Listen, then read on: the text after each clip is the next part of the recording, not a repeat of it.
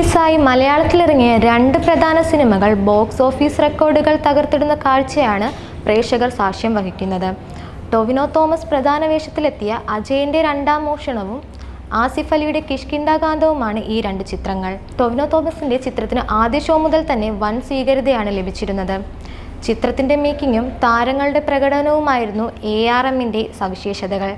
എന്നാൽ മെല്ലെ തുടങ്ങി പിന്നീട് ബോക്സ് ഓഫീസ് പിടിച്ചടക്കിയിരിക്കുകയായിരുന്നു കിഷ്കിന്ധാകാന്ഡം ചെയ്തത്. ത്രില്ലർ മോഡലിലിറങ്ങിയ ചിത്രം ആസിഫ് അലിയുടെ കരിയറിലെ ഏറ്റവും മികച്ച ബോക്സ് ഓഫീസ് വിജയമാകുന്ന കാഴ്ചയാണ് കാണുന്നത്. 50 കോടി ക്ലബിലേക്ക് പതിയെ അടുക്കുകയാണ് കിഷ്കിന്ധാകാന്ഡം. ഗുഡ്വിൽ എന്റർടൈൻമെന്റ്സിന്റെ ബാനറിൽ ജോബി ജോർജ് നിർമ്മിച്ച് ദിൻജിത്ത് അയ്യത്താൻ സംവിധാനം ചെയ്ത ആസിഫ് അലി ചിത്രമാണിത്. കക്ഷി അമ്മിണി പിള്ള എന്ന ചിത്രത്തിന് ശേഷം ദിൻജിത്ത് അയ്യത്താന്റെ സംവിധാനത്തിൽ പുറത്തിറങ്ങിയ ചിത്രമാണിത്. കഥ, തിരക്കഥ, സംവിധാനം, ഛായാഗ്രഹണം എന്നിവ നിർവഹിച്ചിരിക്കുന്നത് ബാഹുൽ രമേശ് ആണ്. അപർണ ബാലമുരളിയാണ് ചിത്രത്തിൽ നായികയായി എത്തിയത്. അശോകൻ, ജഗദീഷ്, മേജർ രവി, നിഴൽകൾ രവി നിഷാൻ, ഷെബിൻ ബെയ്സൺ എന്നിവർ പ്രധാന കഥാപാത്രങ്ങളാണ്.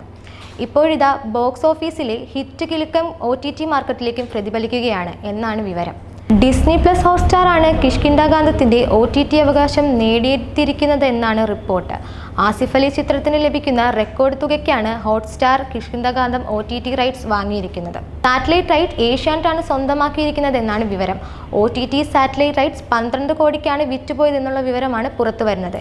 എന്നാൽ ഇത് സംബന്ധിച്ച് ഔദ്യോഗിക സ്ഥിരീകരണമൊന്നും വന്നിട്ടില്ല. അതേസമയം തിയേറ്ററിൽ നിറഞ്ഞ സദസ്സിലാണ് കിഷ്കിന്ധാകാന്ഡം പ്രദർശിപ്പിക്കുന്നത്. മിക്ക സിനിമാ നിരൂപകരും 5 സ്റ്റാർ റേറ്റിംഗ് ആണ് ചിത്രത്തിന് നൽകിയിരിക്കുന്നത്.